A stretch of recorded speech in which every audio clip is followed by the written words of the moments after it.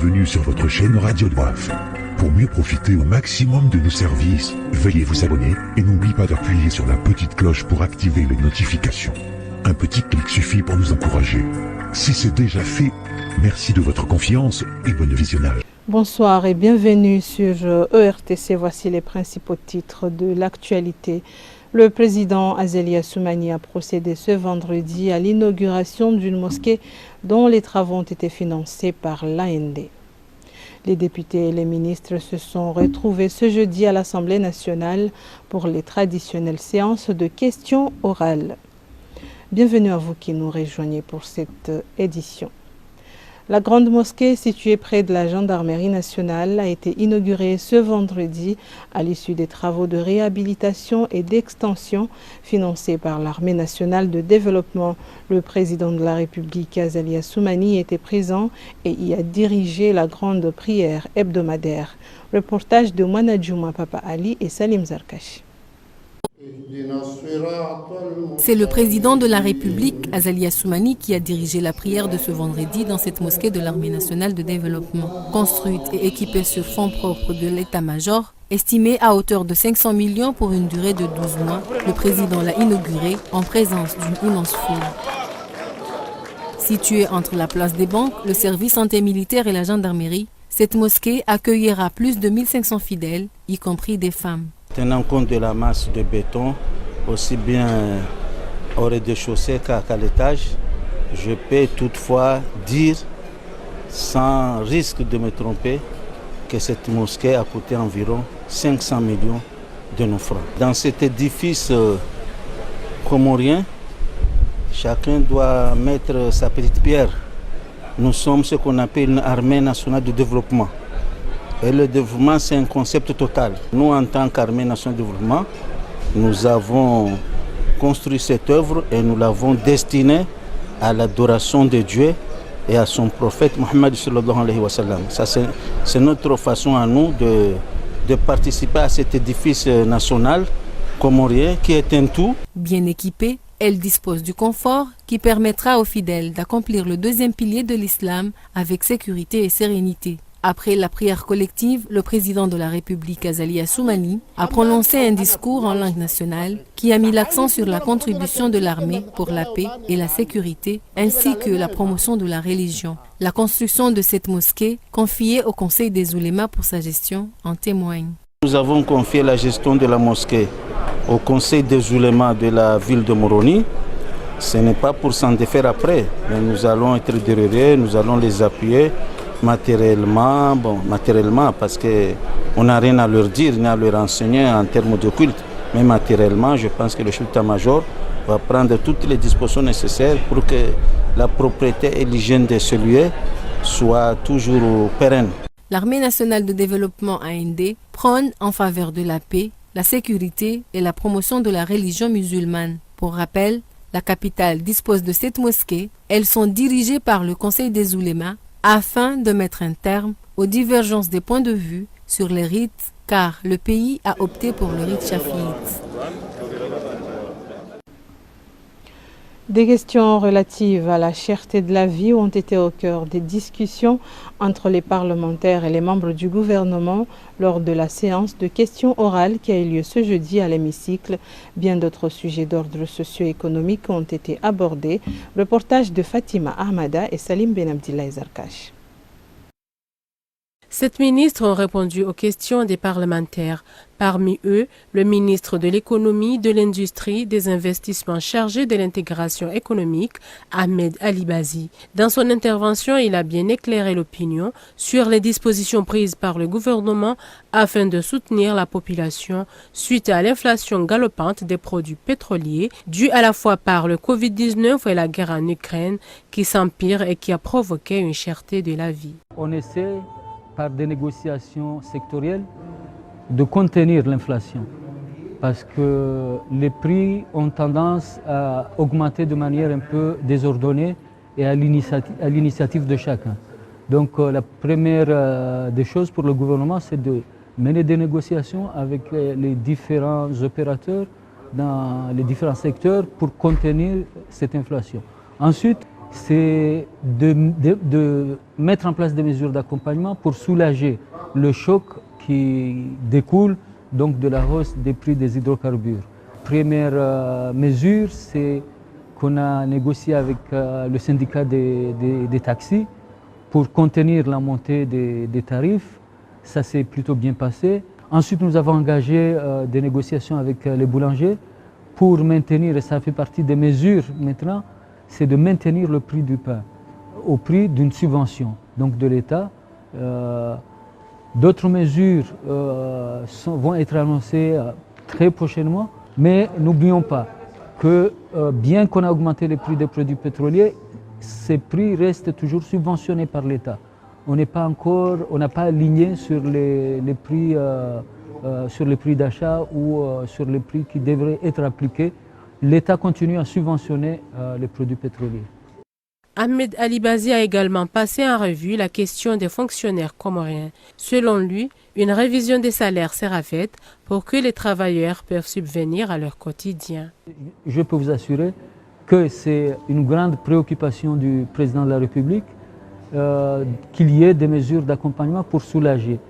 Effectivement, nous le savons tous, ça l'est encore plus dur aujourd'hui avec les salaires donc, des fonctionnaires et même dans le secteur privé qui restent à un niveau relativement bas. Nous espérons qu'avec la croissance, on pourra penser à une augmentation des salaires et des revenus pour soulager la vie du citoyen comorien. Rappelons que les travaux des parlementaires pour la session d'avril continuent. Différentes commissions sont mises en place, chacune d'elles siège pour examiner les projets de loi soumis par le gouvernement. Ces derniers, entre autres la commission des finances, a adopté en commission un projet rectificatif sous la houlette du président de la dite commission, Ahmed Zouber. Actuellement, ils ont entamé le projet de loi portant modification et complétant la loi numéro 12-009 du 12 juin 2012 portant sur les opérations financières de l'État. Face à la situation de crise économique, le président de la République a fait savoir que des mesures d'accompagnement devraient bientôt y être prises pour faciliter le quotidien de la population.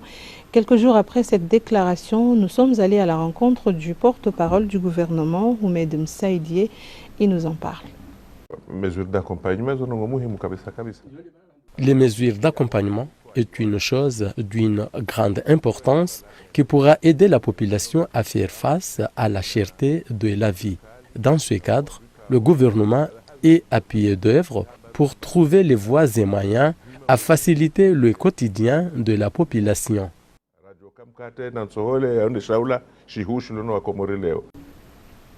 Dans l'affaire du crash de AB Aviation, le premier procès s'est tenu ce jeudi et a ensuite été renvoyé au 23 juin prochain. L'avocat des familles des victimes estime qu'il s'agit là d'une procédure normale pour permettre aux deux parties de mieux se préparer.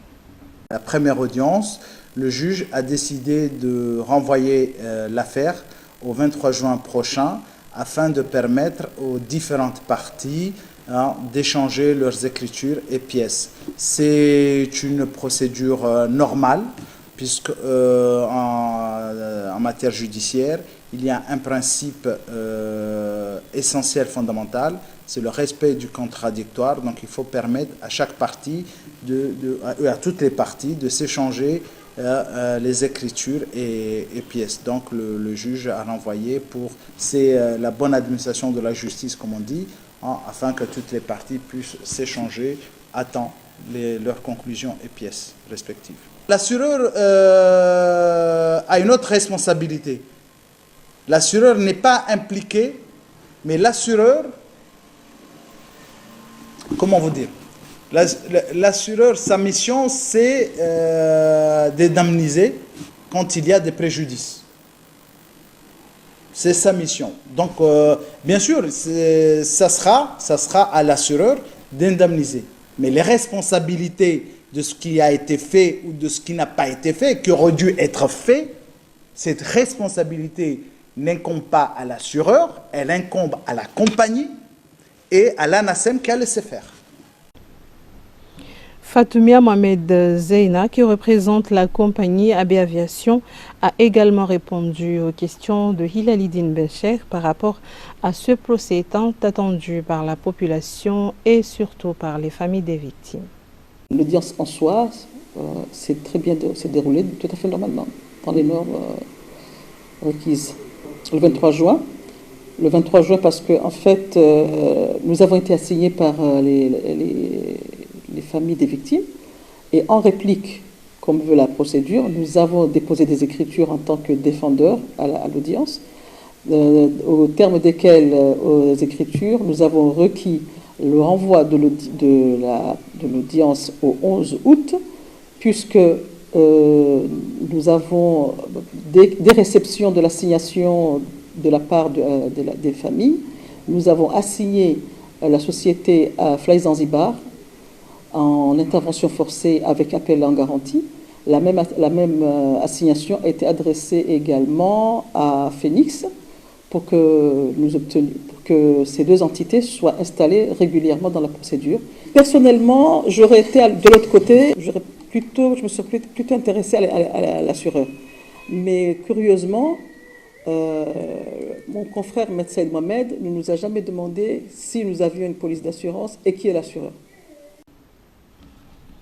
Dans une interview accordée à nos reporters dans la matinée de ce vendredi, le directeur général de la société Sonelec a fait savoir qu'il ne ménage aucun effort pour mettre fin aux coupures et délestages.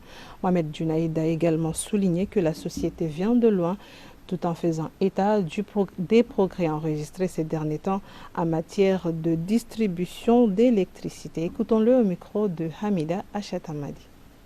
Nous arrivons bien sûr avec le dynamisme et la volonté de réussir de toute l'équipe de la Sonelec. Nous arrivons à avoir clair, à stabiliser plus ou moins l'énergie produite par nos centrales. Il y aura toujours pour l'instant des coupures, mais nous y travaillons durement pour stabiliser davantage hier, aujourd'hui et demain. Pour l'instant, on peut dire que Ngazidja et Nzouani, on a une stabilité par rapport aux heures de distribution que nous avons communiquées. Mouéli, c'est encore mieux parce qu'on est à 24 heures, il n'y a pas de délestage du tout, mais nous comptons renforcer notre production pour que Ngazidja et Nzouani puissent aussi avoir la même stabilité que Mouéli. Autre volet de cette édition, réouverture ce jeudi de la bibliothèque du Centre culturel Kasmo de Mtsangani. Les membres du nouveau bureau se sont ainsi mobilisés pour faire la promotion de l'éducation des jeunes. Reportage de Mariam Alireda et Ahmed Nassor. Un nouveau élan pour le Centre d'animation socio-culturelle de Mtsangani. Les nouveaux membres du bureau ont redémarré leurs activités en mettant d'abord l'accent sur la réouverture de la bibliothèque, un espace convivial qui dispose des livres nécessaires pour l'éducation et l'apprentissage de la langue française. La plupart des activités ont connu des arrêts systématiques d'activités en raison de la pandémie Covid-19. Et donc pendant cette parenthèse, nous n'étions pas épargnés. Il fallait, après l'accalmie, réactiver, redynamiser le centre. Donc nous avons choisi l'activité de la bibliothèque parce que c'était le plus facile. Pour le bien fonctionnement de la bibliothèque, une formation dédiée aux archivistes, documentalistes et bibliothécaires a été organisée. À cette occasion, ces jeunes se sont vus remettre des attestations. Je ne savais pas ce qui m'attendait dans cette formation. Je me disais que ça serait compliqué, mais après on m'a encadré par mes aînés ici présents. Ils nous ont montré de nombreux systèmes, le système de codage et aussi de nombreux domaines. J'ai trouvé que c'était une très bonne idée parce que ça servira aux jeunes d'avoir beaucoup de propositions pour que la bibliothèque arrive à s'améliorer. La réouverture de la bibliothèque et la formation des jeunes sont abouties grâce à l'appui financier de la mission de coopération de l'ambassade de France en Union des Comores. La bibliothèque est maintenant disponible pour les élèves et les étudiants, un moyen d'occuper les jeunes et lutter contre la délinquance juvénile. Reportage réalisé par Ibrahim Kabavo. Suite de cette édition, l'ASCOBEF, Association comorienne pour le bien-être de la famille, a un nouveau directeur exécutif en la personne de Saïd Abdallah Abdul Karim, qui succède à Ali Saïd Salim, admis à la retraite après plus de 30 ans de service auprès de cette institution. Reportage d'Ikam Ben Saïd. Depuis sa prise de fonction en octobre 1995, l'ancien directeur Ali Saïd Salim a su imposer des pratiques non habituelles à la population, pourtant nécessaires pour la protection de la santé de toutes les familles. Durant 27 ans dans l'exercice de ses fonctions, plusieurs centres de prévention contre les MST ont été ouverts, une clinique moderne au service de la population, mais également une protection maternelle et infantile accrue, pour ne citer que cela. J'ai exercé en qualité de directeur pendant 27 ans. Étant le premier membre du personnel à être recruté, j'ai dû remplir les fonctions d'un staff non encore mis en place dans un bureau totalement vide. Que je pars le cœur gros et la conscience tranquille. Je laisse derrière moi une institution stable avec des instances solides, efficaces et efficientes. Le tout nouveau directeur exécutif, Saïd Abdallah Abdou, a rappelé à toute son équipe les grands défis à relever. C'est pour cela que je rappellerai à mon équipe que nous avons des grands défis à relever. La population a plus que jamais besoin de notre accompagnement. Maintenant, dans cet environnement changeant, le bien-être de la famille passe par plusieurs domaines, mais la santé de tout individu et la protection contre toute forme de discrimination, en mettant bien sûr en avant nos valeurs culturelles, constituent des priorités que nous ne pouvons point déroger. Organisation à but non lucratif, créée en 1994 sous l'impulsion du ministère de la Santé, l'association a su grandir afin de protéger la population et l'accompagner chaque fois qu'elle en aura besoin. Place au sport, Gombessa Sport de Moutsamoudou a remporté la finale de la Coupe des Comores sur le score de 5-1 ce vendredi face à Alizéfort de Salimani. Une rencontre sportive qui a réuni autant de spectateurs, au premier rang desquels le président de la République Azali Assoumani et naturellement le ministre des Sports Jafar Salimalawi. Une équipe de l'ERTC était sur place. C'est un reportage à suivre dans nos prochaines éditions. Toujours dans la page sport de cette édition, la phase retour du championnat régional des moins de 17 ans s'est déroulée dans les différents stades de l'île de Nzouani. Je vous propose un tour d'horizon. Il s'agit des U15 et U17 qui jouent les phases retour du championnat. Au stade Malaisie, FCO U17 affrontait Étoile d'Or. À la pause, Étoile d'Or menait 1-0, mais FCO avait des ambitions de revenir au score. Au même moment, à Ombo, les U15 d'Étoile d'Or ont fait la différence contre Wavenzewa de Chitangani sur un score de 2-1. FCO et FC Chitangani se sont neutralisés 0-0 à la fin de la première partie. Le vice-président de la Ligue de football des jeunes lance un message en ce qui concerne la formation de ces jeunes. Bon, côté bénéfice, je crois qu'il y a beaucoup de choses à bénéficier. Avant tout, comme je l'ai dit, la philosophie même du championnat des jeunes se base d'abord sur la formation. La formation de ces jeunes sur deux catégories. D'abord la formation côté comportement, côté éducation. Et ça, c'est la première phase. Avant même de penser au football, les responsables de ces centres de formation doivent d'abord penser à ce domaine-là. Les rencontres de ce dimanche se sont achevées ainsi. Pour les U17, Djakas a battu Gombessa Sport 2-0. Ngazi Asdaweni 0 partout. Pour les U15, Étoile d'Or a dominé Wavenzewa sur un score de 2-1 et FCO a perdu face à Chitangani 1-0. N'oublions pas, c'est le fair play qui doit prévaloir dans toutes les rencontres sportives. C'est la fin de cette édition, le rappel des principaux titres. Le président Azali Assoumani a procédé ce vendredi à l'inauguration d'une mosquée dont les travaux ont été financés par l'Armée nationale de développement.